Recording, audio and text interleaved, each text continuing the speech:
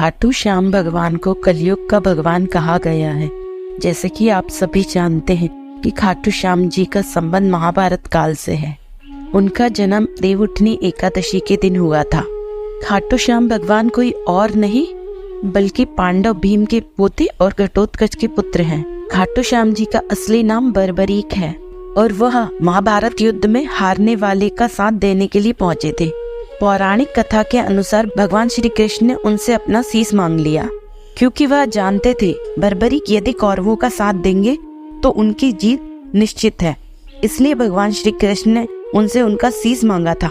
भगवान श्री कृष्ण को शीश का दान करने के कारण खाटू श्याम भगवान को शीश का दानी भी कहा जाता है और उन्हें मोर्चीधारी भी कहा जाता है। भगवान श्री कृष्ण ने ही बर्बरीक को वरदान दिया था कि वह कलयुग में श्री कृष्ण के नाम से पूजे जाएंगे, इसलिए उन्हें श्याम कहते हैं।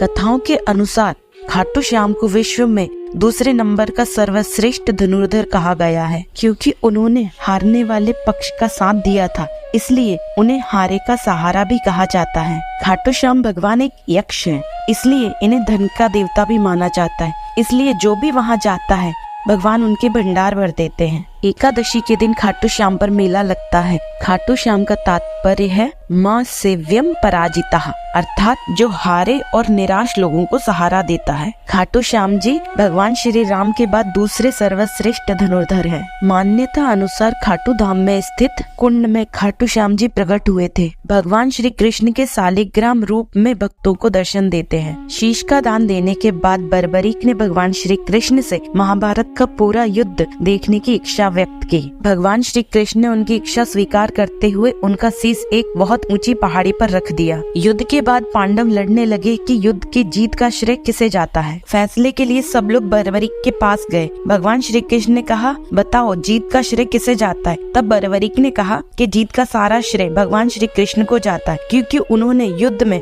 सिवाय चक्र के चलते और किसी को नहीं देखा। एक चक्र ही सबको काट रहा था। तब पांडवों को समझ में आया कि उनको जीत भगवान श्री कृष्ण की वजह से मिली है। यह सुनकर भगवान श्री कृष्ण इतने प्रसन्न हुए कि उन्होंने उन्हें कहा कि कलयुग में तुम मेरे नाम से पूजे जाओगे। तब से उन्हें खाटू श्याम का नाम मिला और वो खाटू श्याम के नाम से पूजे जाने लगे। दो ही लोग थे जिन्होंने महाभारत में हिस्सा न लेते हुए भी पूरी महाभारत का युद्ध देखा था। एक थे संजय और दूसरे थे बर्बरीक, यानी बाबा खाटू श्याम। आज सबसे ज्यादा चमत्कार बाबा खाटू श्याम के देखे जाते हैं और उनके भक्तों की संख्या दिन प्रतिदिन बढ़ती जा रही है। जय बाबा खाटू श्याम।